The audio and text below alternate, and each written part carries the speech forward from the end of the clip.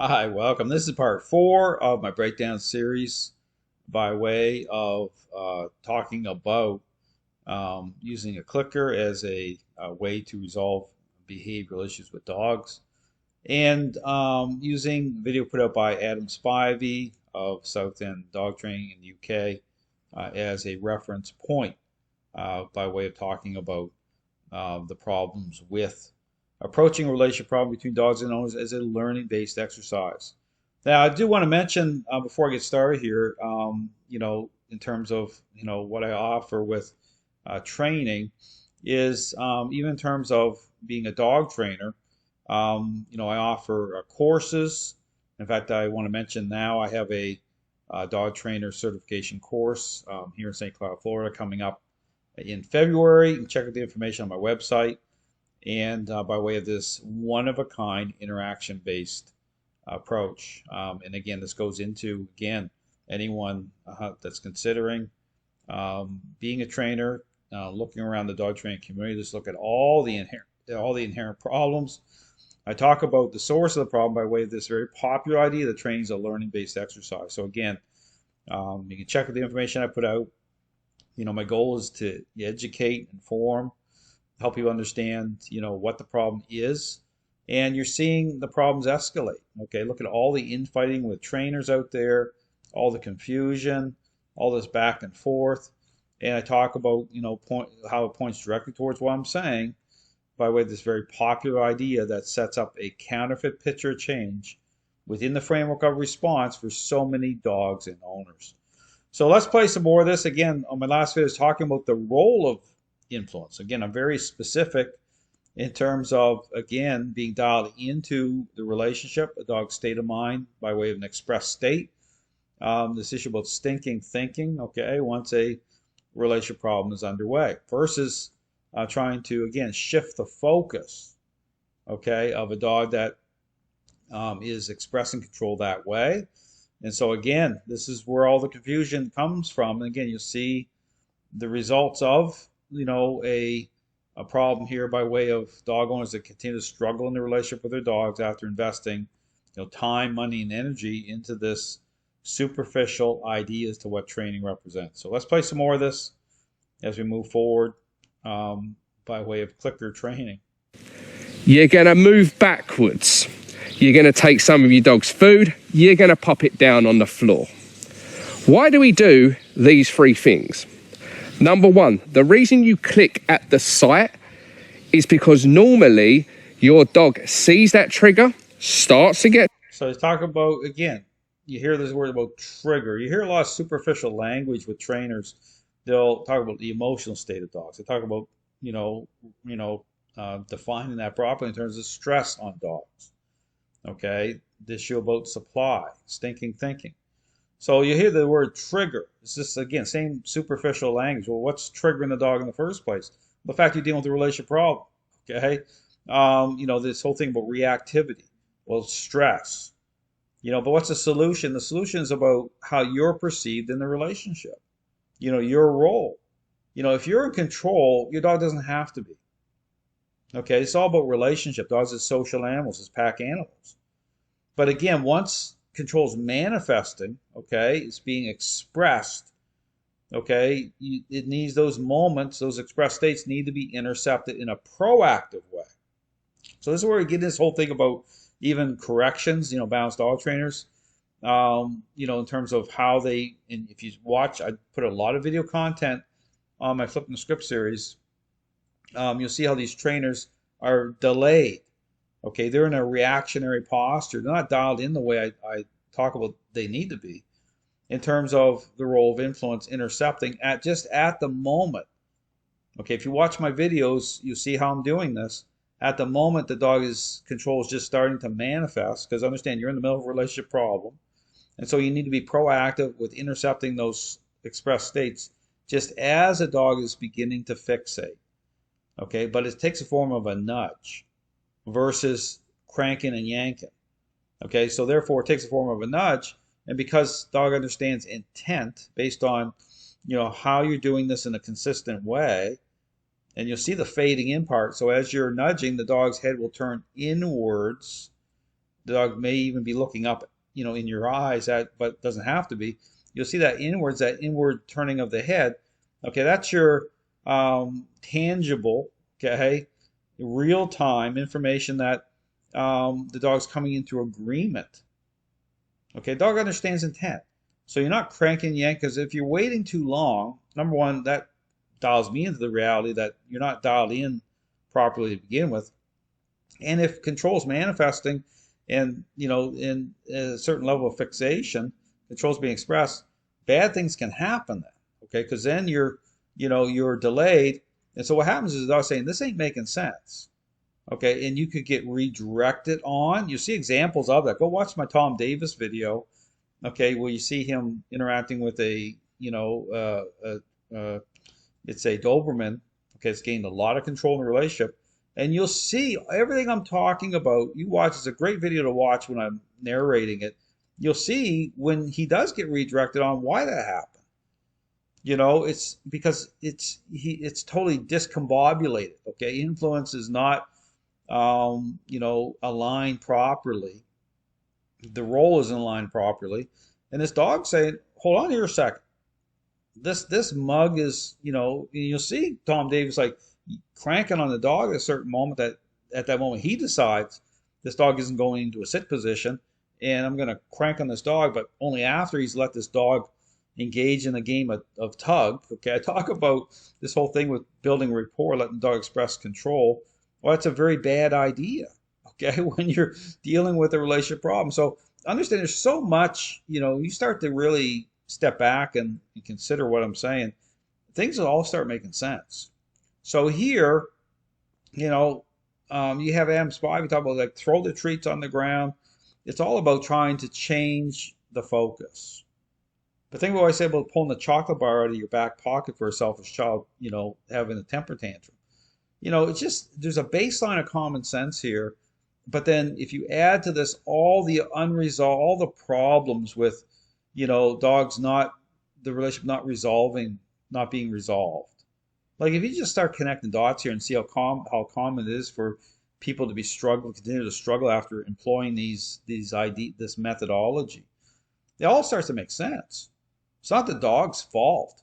It's the fault of these permissive bribery-based trainers who are making bank off of this ideology because it plays into people's emotions. Because they're really exploiting people's emotions, because people are coming to these trainers and they're already emotionally compromised. And they're going to buy into the stuff so quickly because it makes them feel good. It plays off of certain relationship dynamics in a way in which it exploits people. It exploits dogs. It exploits dog owners. And there's so much damage being done. These trainers don't care because many of these trainers never got into the dog training world looking around and saying, okay, what's going on here? I'm going to ask questions as an individual. I'm not just going to jump on board, these groups. And then that's just the lamest thing ever. And it's unethical. You talk about ethics in the dog training community. Ethics you can't even have an ethical discussion when the very ideology is being marketed out there is totally morally corrupt and totally is causing the problem. It's total hypocrisy. It's terrible. Gets stressed, then explodes. The mistake people make is they will try to break the dog's focus, or they will wait until the dog manually breaks its focus to use the clicker. See, so much confusion. So trying to break. So even the thing with trying to, manipulate the dog's, body, okay, trying to pull the dog the different direction or away from. No, it's okay. But you'll see how I'm doing it. I'm working certain angles, okay? So you have to set up those angles. So peripherally, okay, you don't want the dog just to be facing straight on. So peripherally, I'll be working angles. And that if the dog's really intense, I'll be turned opposite. I'll start turning totally opposite once the dog has a sense that another dog is at a distance. And I'll be working the dog's state of mind that way. Okay, so there's ways to do this that is going to build off of getting the dog to come into agreement, keep things manageable, but truly get to a level where you're overcoming everything. Okay, but the role of influence has to be defined properly. It's not defined properly here at all. Okay, he's trying to package this all up, but trust me, Adam Spivey would not want someone like me showing up at his training facility doing a proper audit on these dogs, okay, and really looking at it and even revisiting the dogs that have gone through it. You wouldn't want that, okay? It'd be a nightmare for him because it puts the focus on, okay, what's going on here? You get into this. So these trainers on social media, they can package this up any way they want, but trust me, everything, like, there's truth, okay? There's a process, the role of influence, how it's reconciled, how it's defined, even in terms of being dialed into the relationship. All those things matter. They matter. We don't want to do that. We want to click at the site. Touch. The reason we move backwards is because dogs are so spatially aware with your body language. Moving backwards encourages the dog to come towards you. It will keep. So, and again, that can be tied. So moving backwards, because the dog, that's the same thing. It's like, understand what motivates, a dog to respond. You're setting yourself up as a treat dispenser at the same time, right? So it's this whole thing with trying to frame this up, right? To try to, build bridges. It's the wrong way to build bridges towards the dog seeing you, and that's the point of it. In order for the dog to see other dogs and other people in their environment properly, they have to see you properly first. And that's not happening here. This is not about bringing those core ingredients, influence and control, into the mix through a interaction-based approach by way of intercepting these states of mind the way I described. This is all about just a superficial idea of things and working off, exploiting, taking certain relationship dynamics, even focus itself, out of context. It's totally the wrong way to go. Keep them more focused on you. And the reason we put the food down on the floor is so it brings the eye line down, it drags out that reward, it makes it more enticing to the dog, it makes it more mentally enriching to the dog. See, it's just this whole thing with trying to hold it together, okay? That's what this is, like, trying to extend, like, the treats, right?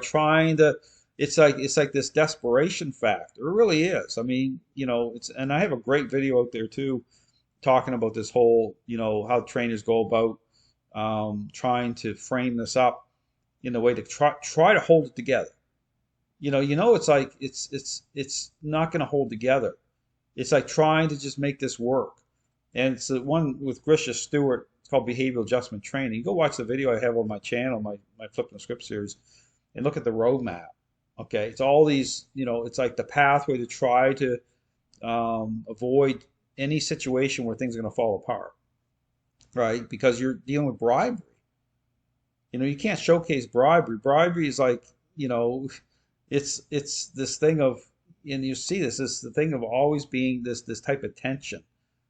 And you see it out in public too with these bribery-based trainers, and the treat bags, and it's like you see them really dispensing once they're into a situation where because they don't feel at ease. The confidence isn't there because the relational glue that holds it together isn't through, bringing it together through a proper process. Okay, process that aligns everything properly. And so it's always this feeling of unease. You're not at ease. You always think that something could go off the rails at any moment. And that's why the service dog training industry, you get the service dogs through this type of, it's a mess, because it's not going to hold together properly. So you have attachment, possessiveness to the owner, so the dog could be attached, but for all the wrong reasons. It's not the right type of connection going on. Dog, it engages the nose and it helps the dog calm down. Now, don't worry, this won't encourage your dog to start picking things up off the floor. Dogs are cleverer than we give them credit for. The dog knows you clicked. The dog knows you put the food down on the floor. It's not suddenly going to start going over there going, I wonder if there's food over there. By doing this... this is the fine print I was talking about, right? I mean, that's why I talk about even not using, food when it comes to training, say, dogs for detecting certain things, such as, narcotics, right? Especially understand that it becomes a problem where it doesn't fade into the background when the focus of the dog hasn't changed the right way, and the dog is expressing control at a certain level, and then you get a problem with false alerts. The Got to get into that even in terms of specialized training, why things are problematic. You want to stay clear of certain things, but then it is all about the relationship itself. Defined properly through how the handler, the dog owners perceive. Those core ingredients have to come into it, right? So the motivation, we talk about a motivator, like you don't want the motivator is the relationship. Okay, it's part of that connection. And so the dog will come into agreement in terms of even when I talk about this power play scenario with using the leash. Okay, the dog comes into agreement. So the dog is motivated, is motivated to come into agreement. So the dog will advance, move forward. Okay, it's a different type of conversation that's happening. Okay, through a intentional interaction based approach. Okay, it's not about using motivating agents that way. The motivator is the relationship. Okay, works off the dog's desire to connect at that level through what's reasonable. Okay, so it's incredible. Once you think different, you'll see how things are. It's hard for people because you always think, well, what do I use? It's like what do I motivate the dog with? What trick? That's a wrong way to be thinking. You're the motivator, but through right relationship. Okay, through bringing those core ingredients in and starting to connect. Okay, the right way. It's depth of relationship. Dogs are social animals, so that's the motivation. That's the motivator.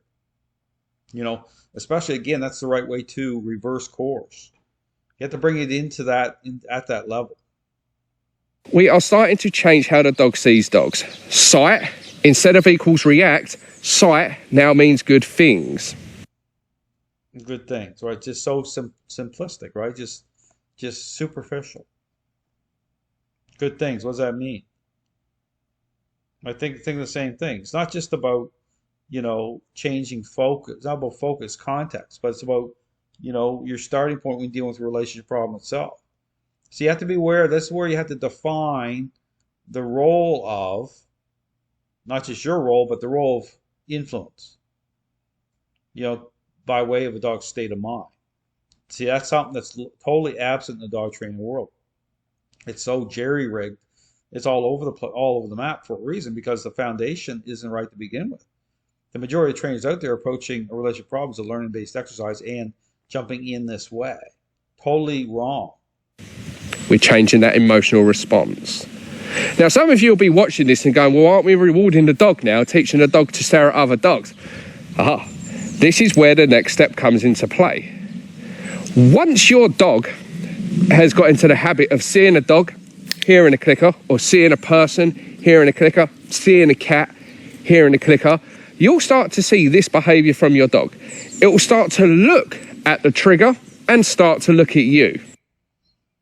And say that's just so lame, right? It's setting you up as a food dispenser, right? It's about control. Control is a motivator, and so it's basically what I call being toll booth.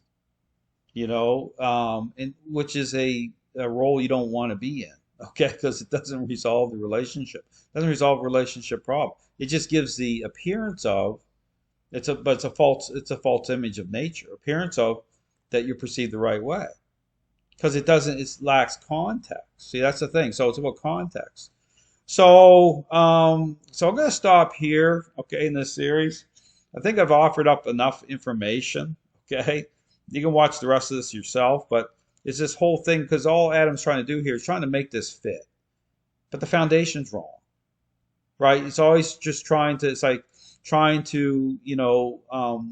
get people to buy in because there's always going to be questions as to, like, just common sense. People say, well, how's that make me be perceived? Like this whole thing with using the treats. Well, it goes further than that. It is about how you're perceived at a foundational level in terms of the relationship itself. That's the solution to everything. So my encouragement to anyone watching my videos is understand that you want to approach a relationship problem for what it represents, but follow the path of a intervention. And the core ingredients I talk about, influence and control, the only way they can be reconciled properly, okay, to generate what needs to be generated in terms of reversing course, in terms of a better relationship for you and your dog, is coming through a intentional interaction-based method that speaks the right language. Okay, so it's about, being dialed into the relationship the right way. I would encourage you to watch the videos on my YouTube channel. I talk through everything. I show the whole process. It's about, coming out on the other side with a predictable outcome, not a counterfeit picture. See, that's the problem in the dog training world. So much of this is about, assuming things that aren't true. Dog owners ended up with a counterfeit picture of change, and you can see the result. Don't take my word for it. Go and do your research. Go on, social media. Just look at all the infighting with these trainers too. It's like they can't get along. But that's the problem. Is like they're not even approaching training for what it represents in the first place. It puts people in a really bad position. So avoid clicker training. Okay, avoid using treats and avoid approaching a relationship problem as a learning-based exercise because it is not. It follows the path of a intervention. Thanks for watching.